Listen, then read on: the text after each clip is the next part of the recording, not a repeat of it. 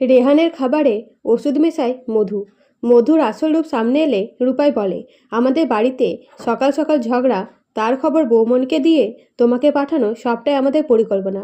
আর তুমি খুব সহজে আমাদের পাতানো ফাঁদে পা দিলে।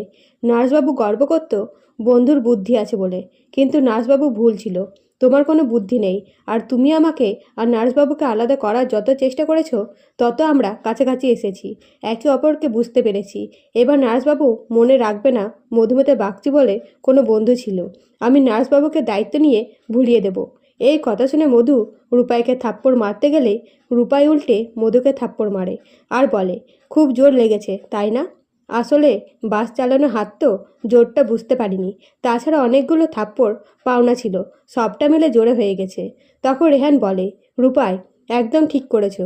আমার যেটা করা উচিত ছিল তুমি করে দিয়েছো। আর মধু, তুই শুনে রাখ, আমি একদিন বলেছিলাম রূপাইকে আমি স্ত্রী বলে মানি না, কিন্তু আজ বলছি আমি রূপাইকে স্ত্রী বলে মানি।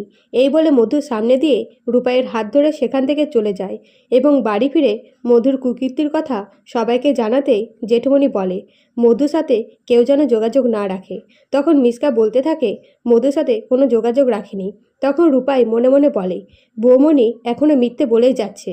এইদিকে সৌম্য রেহানকে বলে, নার্সের কাজটা ভালো ছিল, ওইটাই কর।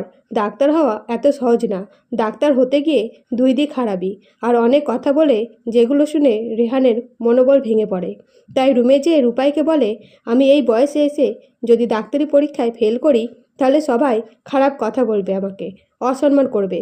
তখন রূপাই বলে, আপনি এসব ভাবছেন কেন? ফেলের কথা না ভেবে ভাবুন, আপনি না পারলে কেউ পারবে না, আপনি সফল হতে পারবেন। আমি পাশে আছি, আমি আপনার জন্য গরম দুধ নিয়ে আসছি। এদিকে মধু মুখে ওড়না জড়িয়ে রেহানদের বাড়ি এসে রেহানের দুধে ওষুধ মিশিয়ে দেয়।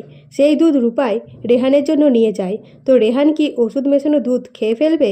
জানতে চ্যানেলটিকে সাবস্ক্রাইব করে পাশে থাকবেন। ধন্যবাদ।